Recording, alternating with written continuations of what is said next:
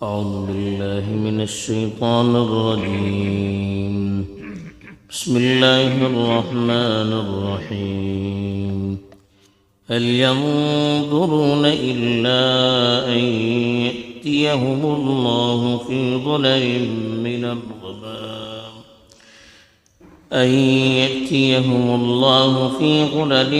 من الغمام والملائكة وقضي الأمر وإلى الله ترجع الأمور.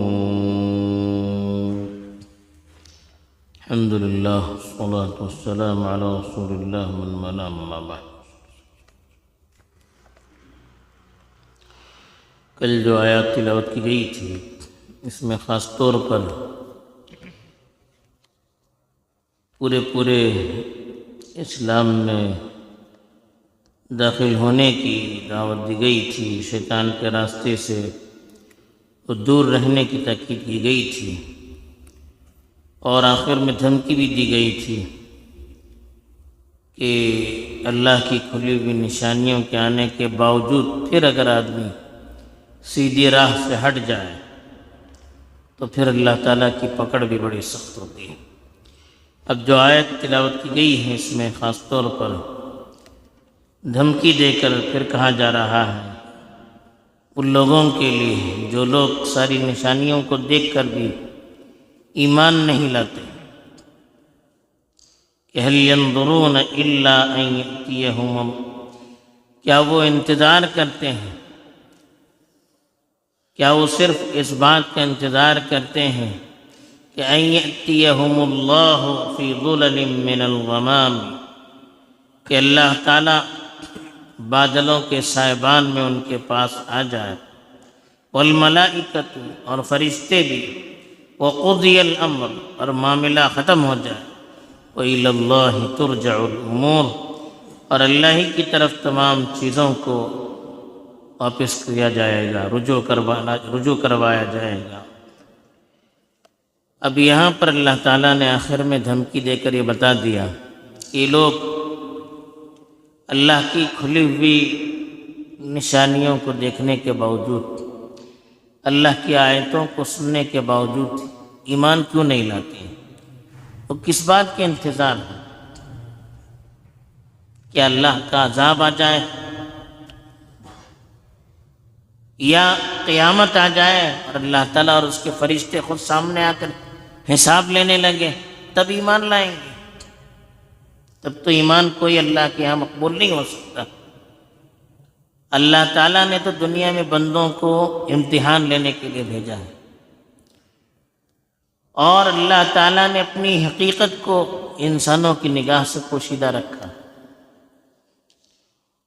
اور اللہ تعالیٰ نے کہا ہے کہ غیب پر ایمان لاؤ، جو چیزیں تمہارے سامنے نہیں ہیں، جس حقیقت کو تم اپنی آنکھوں سے دیکھ نہیں سکتے ہو، اس پر ایمان لانا ہے، اور بن دیکھے اس کی باتوں کو قبول کرنا ہے، یہ اصلی ایمان ہے۔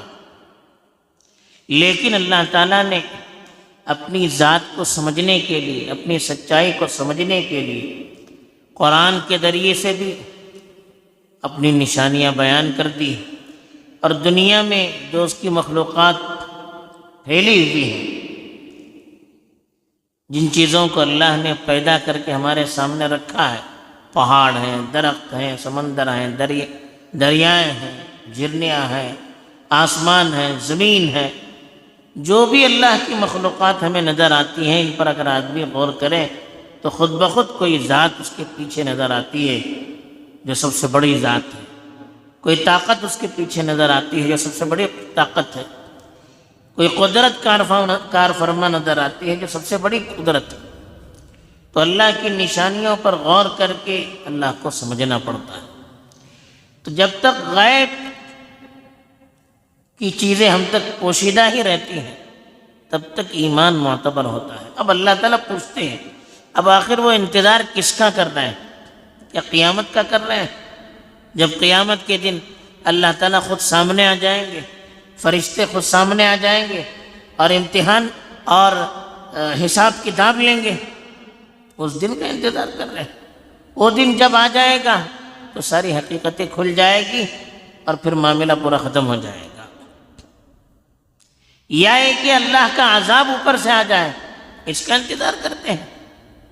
جب اللہ کا عذاب آئے گا، فرشتے اللہ کا عذاب لے کر آئیں گے دنیا میں، تو پھر تو تمہیں مہلت نہیں ملے گی، پھر تو سب کچھ ختم ہو جائے گا، پھر اللہ ہی کے پاس جا کر حساب دینا پڑے گا۔ اب یہی اللہ پوچھتے ہیں کہ وہ کیا انتظار کر رہے ہیں؟ کیا یہی انتظار کر رہے ہیں کہ ان کے پاس اللہ تعالیٰ بادلوں کے سائبان سے آ جائیں؟ ذلتن کی جمع ذلل کہتے ہیں سائبان کو، سایہ، غمام کہتے ہیں بادل۔ اب بادلوں کے سائبان سے اللہ تعالیٰ کے آنے کا کیا مطلب ہے؟ اللہ تو دنیا میں نہیں آ سکتے، اللہ کا عذاب آتا ہے۔ باقی اللہ کی ذات کیسی ہے اس کو ہم دنیا میں سمجھ نہیں سکتے، اللہ کی صفات کی حقیقتیں کیا ہے اس کو ہم اس دنیا میں رہ کر سمجھ نہیں سکتے۔ وہ غیب کی ذات ہے، غیب پر ایمان لانا۔ اب یہودیوں کے یہاں ایک عقیدہ تھا، آج بھی ان کی کتابوں میں بہت سے ایسے نصوص ملتے ہیں جن سے معلوم ہوتا ہے کہ ان کے یہاں یہ عقیدہ تھا کہ وہ اللہ تعالیٰ کا باقاعدہ جسم مانتے ہیں، اور یہ مانتے ہیں کہ اللہ تعالیٰ بادلوں کے سائے میں دنیا میں آئے گا۔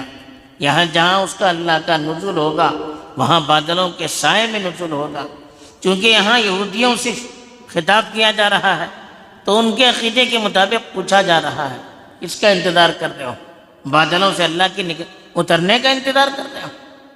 پھر ایمان کیوں نہیں لاتے؟ سارے دلائل کو دیکھنے کے باوجود، ساری نشانیوں کو دیکھنے کے باوجود ایمان کیوں نہیں لاتے کہ اللہ کے آسمان سے اترنے کا انتظار کر رہے ہیں؟ یہ ان کے عقیدے کے مطابق ان سے سوال کیا جا رہا ہے، ورنہ دنیا میں اللہ تعالیٰ خود نازل ہو جائے اس کا تو امکان نہیں ہے، یہ تو آخرت میں ہوگا۔ ہاں اللہ کا حکم نازل ہوتا ہے، قرآن میں دوسری آیتوں میں اللہ کے حکم کے نازل ہونے کے لیے بھی اس طرح کے الفاظ ہیں، فَأَتَى اللَّهُ بُنْيَانَهُمْ مِنَ الْقَوَاعِدِ، کہ اللہ تعالیٰ نے بنیادوں سمیت ان کی عمارتوں کو ان پر گرا دیا۔ تو یہاں پر اللہ نے یہی کہا کہ کیا وہ اسی بات کے انتظار میں ہے کہ اللہ تعالیٰ بادلوں کے سائبان میں ان پر اتر جائے، ان کے پاس آ جائے، اور والملائکہ فرشتے آ جائیں؟ یعنی اگر حقیقت میں آنے کا مطلب ہے تو یہ قیامت ہی میں ہوگا۔ یا یہودیوں کے عقیدے کے مطابق پوچھا جا رہا ہے کہ اس کا تم انتظار کر رہے ہو کہ اللہ سامنے آ جائے؟ وہ بار بار مطالبہ بھی کیا کرتے تھے کہ ہم اللہ کو دیکھنا چاہتے ہیں، اللہ کو ہم دیکھیں گے تب ایمان لائیں گے۔ تو ان کے عقیدے کے مطابق ان سے سوال ہے، اس کا تمہیں انتظار ہے؟ یا ہے کہ اللہ کا عذاب تم پر نازل ہو جائے، یا قیامت کا منظر؟ اگر اللہ کو واقعی دیکھنا ہے تو اللہ تعالیٰ قیامت میں سامنے آ جائیں گے۔ بہرحال جب اللہ کا فیصلہ آ جائے گا، چاہے دنیا میں ہو چاہے اللہ تعالیٰ قیامت میں خود سامنے آ جائے، تو یہ وہ موقع ہوگا کہ ہمیں اس کے بعد پھر مہلت نہیں ملے گی۔ وقضی الامر، سارا معاملہ طے ہو جائے گا، ختم ہو جائے گا۔ جتنی بھی چیزیں ہیں آپ کو مہلت ملنے کی ساری مہلتیں ختم ہو جائے گی۔ اللہ کا عذاب آ جائے پھر مہلت نہیں، قیامت میں اللہ کے سامنے حاضر ہو کر حساب دینا پڑے پھر مہلت نہیں ہے۔ اس لیے کہ وَإِلَى اللَّهِ تُرْجَعُ الْأُمُورُ، آپ اللہ کی نشانیوں کو دیکھ کر حق کو قبول کریں نہ کریں، اللہ کی ذات کے وجود کو مانیں نہ مانیں، آپ کسی چیز کا انتظار کریں نہ کریں، واپس جانا تو سب کو اللہ کے پاس ہے، حساب دینا تو اللہ کے پاس ہے۔ تو اس وقت کے آنے سے پہلے دنیا میں اللہ نے جو ہمیں موقع دیا ہے اس موقع کو غنیمت سمجھتے ہوئے اللہ کی نشانیوں پر غور کر کے ہم خود اپنی اصلاح کریں، ہم اللہ کو پہچانیں، اللہ کے احکام کو سمجھیں اور اپنی زندگی کو اللہ کے بتائے ہوئے طریقے کے مطابق گزارنے کی کوشش کریں۔ یہ اصل ہمارے لیے پیغام ہے۔ تو اسی لیے کہا وَإِلَى اللَّهِ تُرْجَعُ الْأُمُورُ، تمام چیزوں کو اللہ ہی کی طرف لوٹایا جائے گا، ساری چیزیں واپس اللہ کے پاس جانے والی ہیں، وہاں اللہ تعالیٰ حساب لیں گے۔ اس سے پہلے تک ہمیں موقع ہے، تو یہ یقین ہم کو کر کے آگے بڑھنا ہے اور اللہ کے پیغام کو سمجھنا ہے۔ اللہ کی نشانیوں کو دیکھنے سے پہلے اللہ تعالیٰ مجھے بھی توفیق دے، آپ کو بھی توفیق دے۔ آمین۔ وآخر دعوانا الحمدللہ رب العالمین۔